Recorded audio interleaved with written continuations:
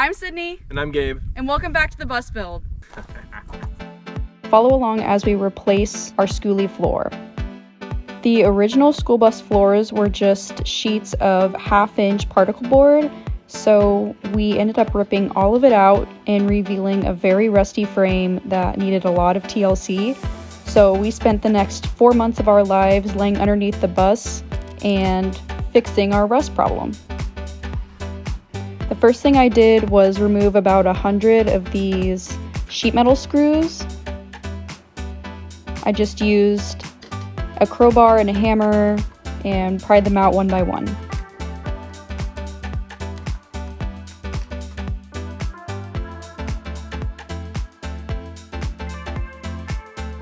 And then I got to work on taking care of some of the surface rust on these frame rails. I'm just using a sanding wheel on a grinder tool. It's really important to get all the excess rust up off the metal, because when we're all done with this, we're going to actually treat the metal with a rust inhibitor.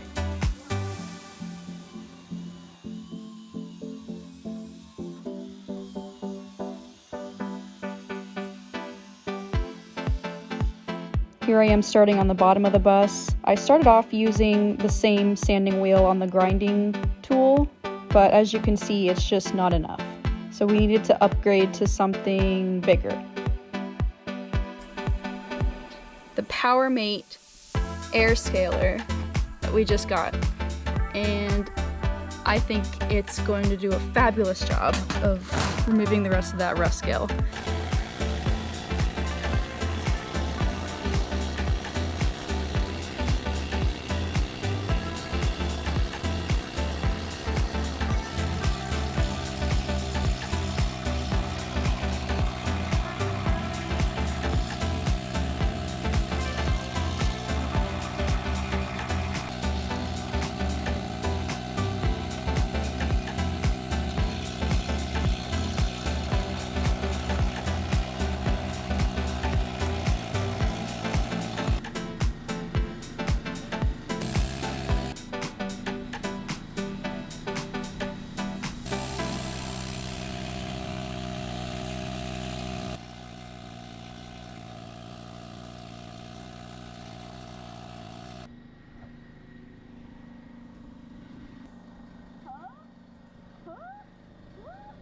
What do you think you're doing?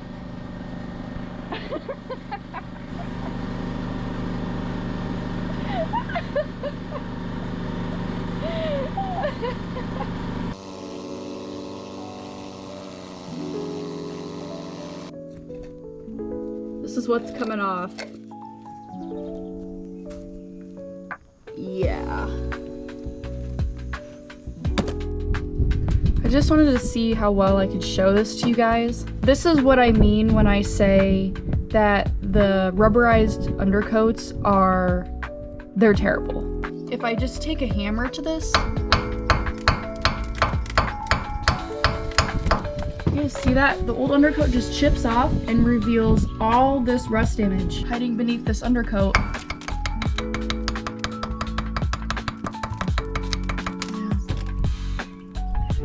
Pretty crazy. As you can imagine, this was a very long process. This is after we cleaned it up. It's obviously still rusty, but we will treat the rust and undercoat it later on. And then once we finished the back part of the bus, it was time to rust scale all the front components of the bus.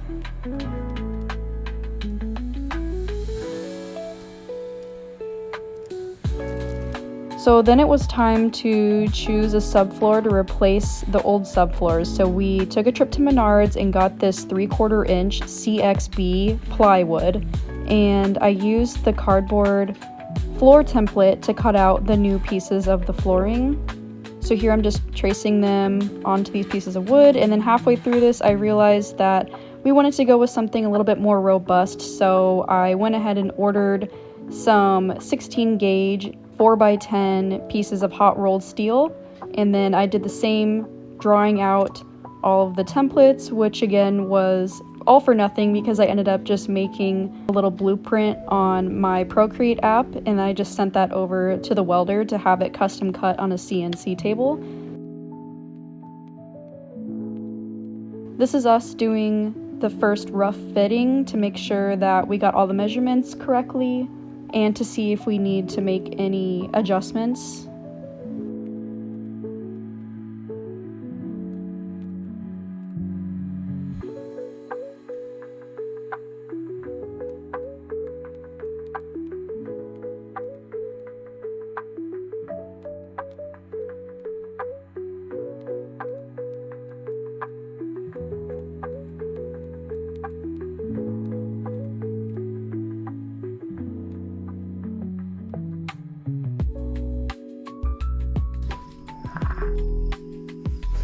Well, this side's gonna be off.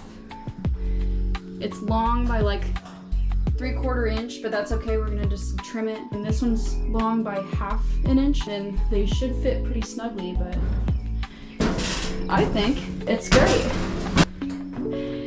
We finally have a floor, it feels so weird. We ended up needing to take a little bit of length out of both of the wheel wells so that it fit a little bit better.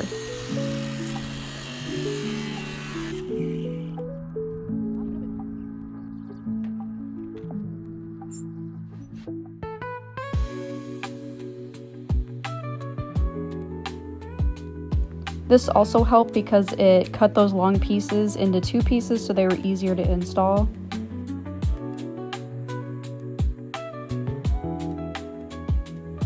And here it is all put in. Then we needed to address some of the rust damage inside. After years of leaky windows and leaky walls and leaky rivets, we had lots of pinholes. So we took the bus over to the welding shop, and Gabe got to do all the welding work on the bus, which was really cool.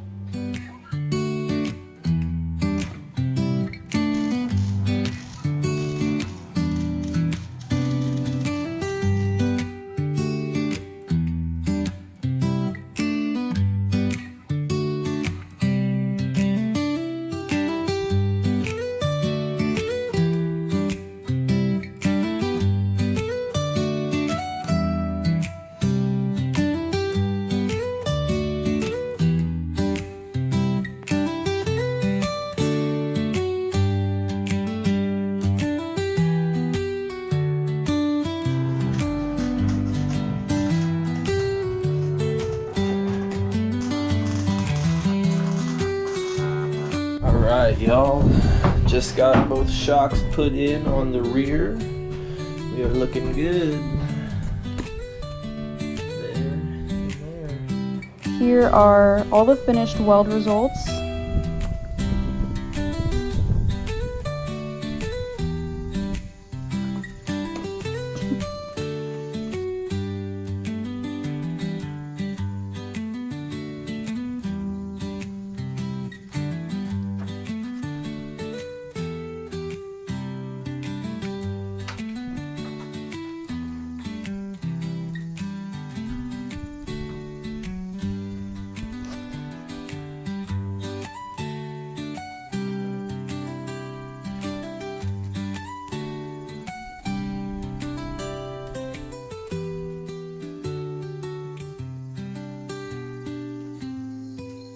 Now it's time to treat the rust on the interior of the bus. So what I'm using is Rust-Oleum Rusty Metal Primer.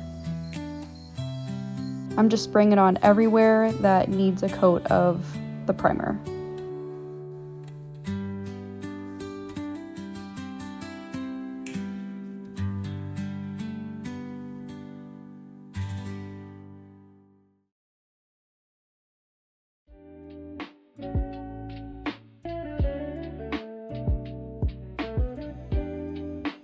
This was kind of an afterthought. We were originally going to work around the slide rails on the floor, but they're going to cause such a massive thermal bridge all the way down the length of the bus that we thought it was worth it just to take them out. So what we're doing is breaking each weld one by one with a grinder and then popping it apart with a chisel and a mallet. This was really tedious work, but it was definitely worth it in the end. There were a total of 4 slide rails that we removed. We removed 2 from the floor, and we also removed the slide rails from the walls. We found out later that we would have to remove them to install the subfloor.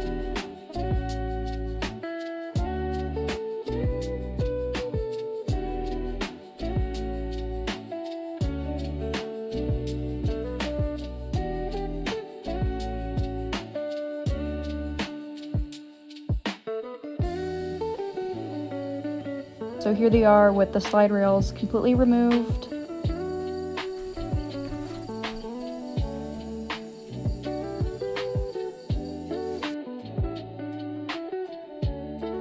Now I'm opening a can of the same Rust-Oleum Rusty Metal Primer, and I'm going to paint over all of the remaining bare metal on the floor of the bus.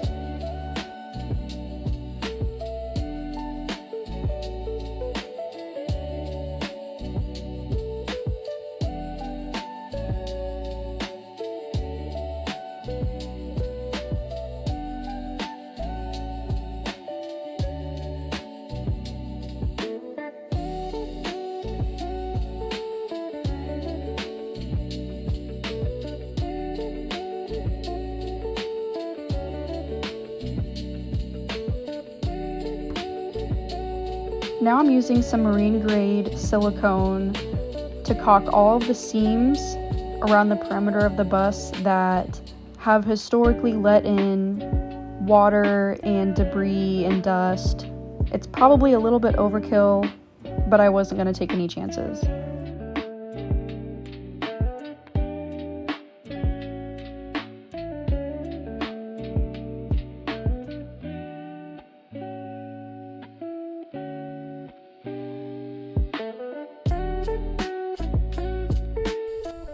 Okay, now that the waterproofing is done, the ceiling in here is done, and all the frame rails are painted except for the ones that had the slide rails on them right here and over here.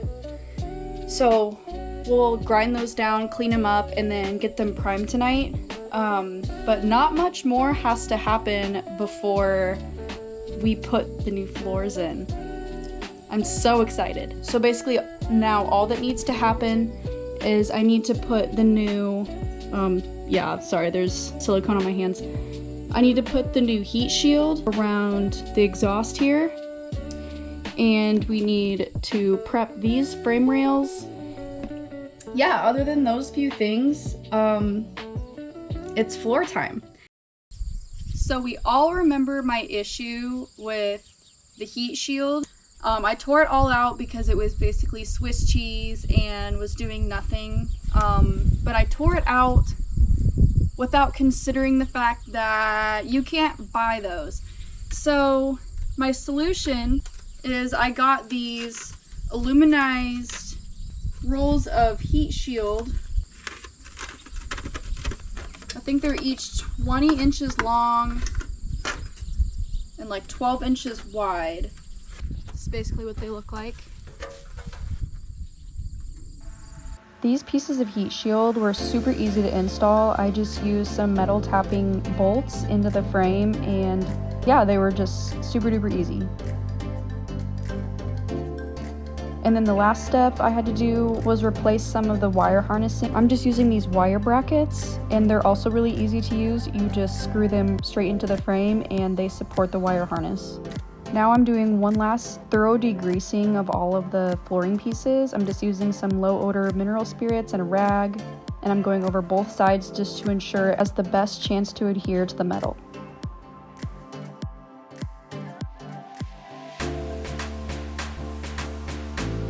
Now we are beating on the first layer of Loctite Power Grab, which is the adhesive that we chose to use for this heavy duty project.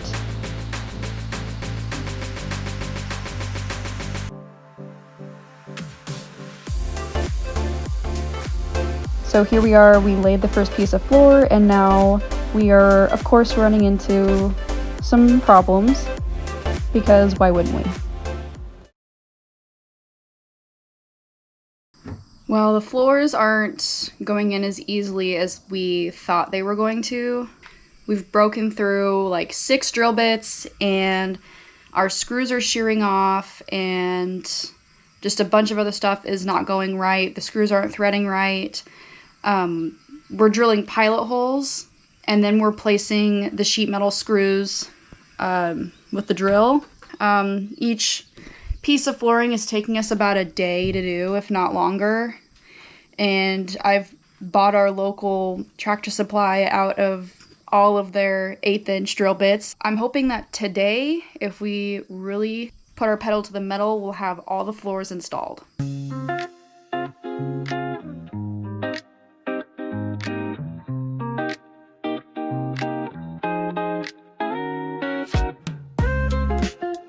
We finally upgraded to some hex head metal tapping screws to fix the floor into the frame, and this process made it go so much smoother.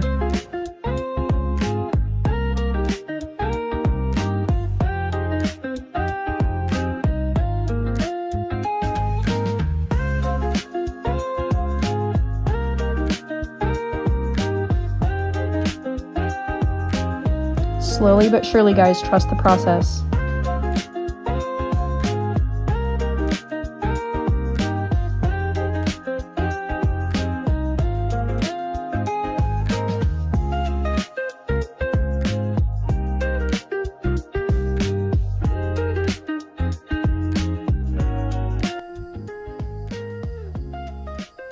As you can see, we still have one flooring piece to go.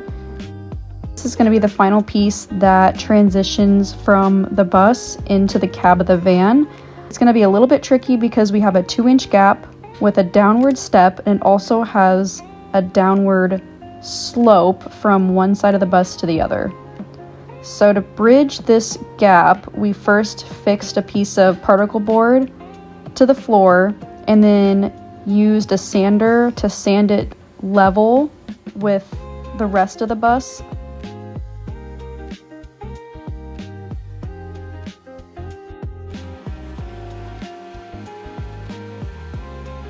And then when we were happy with the level transition, then we felt like we were ready to install the last piece of flooring.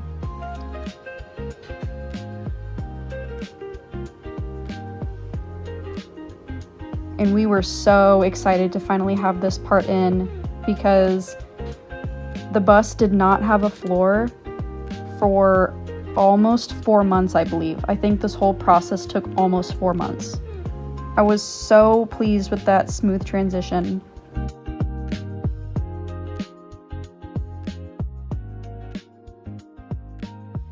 Now it's time to treat and seal in that brand new floor. And again, I'm using the Rust-Oleum brand Rusty Metal Primer.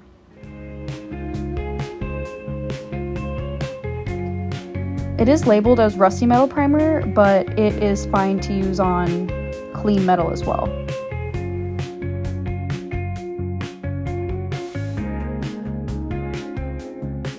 A lot of people recommended Chassis Saver, and looking back, I kind of wish that's what I went with, but had to commit to the bit.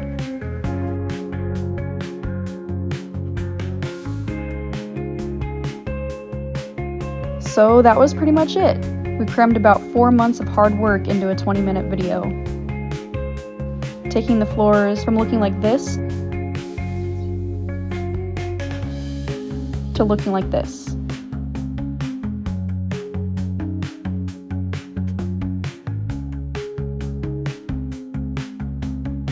Tune into the next episode where we install the subfloor and begin the framing process. If you enjoy content like this and would like to keep up with the bus build, subscribe to our channel and give this video a like.